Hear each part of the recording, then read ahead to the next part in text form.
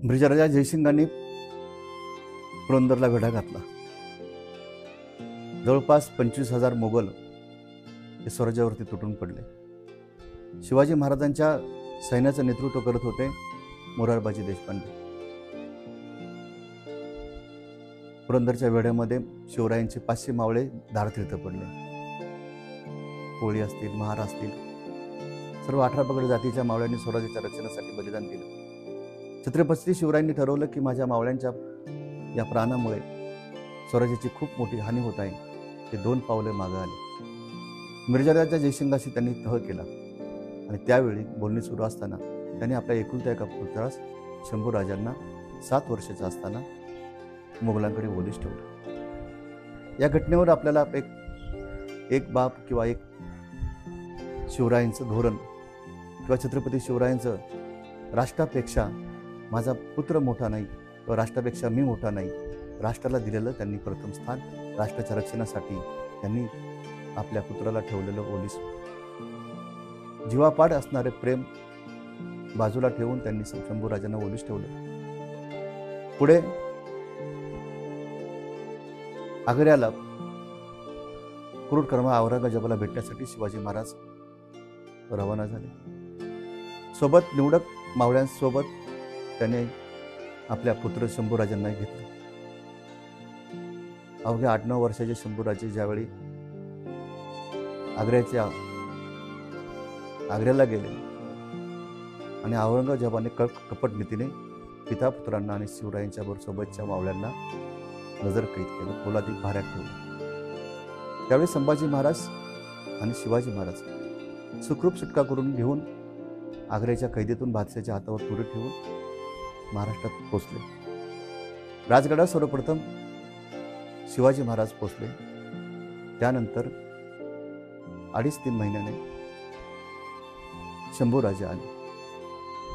पण शिवाजी महाराज एकटेच आले पाहिल्यावरती त्यांनी संभाजी महाराज कुठे आहेत, कसे आहेत याबाबत कोणतीही वाच्यता केली नाही आणि वाटेतच शंभूराजांचा मृत्यू झाला असे सांगून त्यांनी जिजाऊंना एक शोकात पाडलं. राजमाता जिजाऊंनी मोठा शोक केला, दुःख केलं. शंभूराजांचं विधी पण करण्यात आल्या आणि त्यानंतर प्रत्यक्षात संभाजी महाराज ज्यावेळी राजगडावरती आले त्यावेळी जिजाऊंनी आनंदोत्सव साजरा केला की माझा पुत्र शिवाजीराजे यांनी राष्ट्राच्या रक्षणासाठी आपल्या पुत्राची मृत्यूची खोटी बातमी दिली आणि राष्ट्राच्या सुरक्षेसाठी मी कधीही मागे हटणार नाही. एकदा रयतेच्या रक्षणासाठी, आबरूच्या रक्षणासाठी उभं केलेलं हे राष्ट्र चंद्रसूर्य असेपर्यंत अजरामर राहावं, टिकावं यासाठी छत्रपती शिवाजी महाराजांचा हा लढा होता. त्या 2 प्रसंगात आपल्याला संभाजी महाराजांनी बालपणी निर्धाराने आपल्या पित्याला सावलीप्रमाणे जी साथ दिली, ते चातुर्य दाखवलं. त्यांचे चातुर्य पाहून बादशाह औरंगजेब सुद्धा आश्चर्यचकित झाला होता आणि 7व्या वर्षी बाणेदारपणाने त्यांनी मिर्जाराजांना जयसिंगाची सांगताला संवाद दिलेली सडतर उत्तर याबद्दल तत्कालीन लेखक काफी खान असतील, भीमसिंग सक्सेना असतील, त्यांनी आपल्या मोगली कागदपत्रामध्ये त्याचा उल्लेख केला आहे. छत्रपती संभाजी महाराज यांच्या जीवनावरती भारत सरकारच्या टपाल खात्याच्या वतीने आम्ही मावळा जवान संघटनेच्या माध्यमातून 14 मे 2015 रोजी हे टपाल पाकिट प्रकाशित केलं. संभाजी महाराज हे स्वराज्य रक्षक आहेत, छत्रपती आहेत, राष्ट्रवीर आहेत, स्वातंत्र्यवीर आहेत, महान क्रांतिकारक आहेत. पण भारत सरकारने त्यांचा या जीवन चरित्रावरती हा शिक्कामोर्तब केला. हे तुम्ही पाहताय, हे टपाल पाकिटाचं मुखपृष्ठ आहे.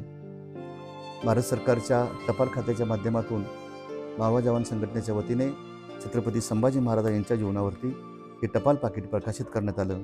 सत्यप्रिय न्यायी लोक राजा छत्रपती शंभूराजे असं हे टपाल पाकिट सर्व भारतीयांना प्रेरणा देणारं, स्फूर्ती देणार आहे. आजही सर्व टपाल खात्यामध्ये किंवा अनेक ऐतिहासिक ह्याच्यामध्ये हे टपाल पाकिट उपलब्ध आहेत.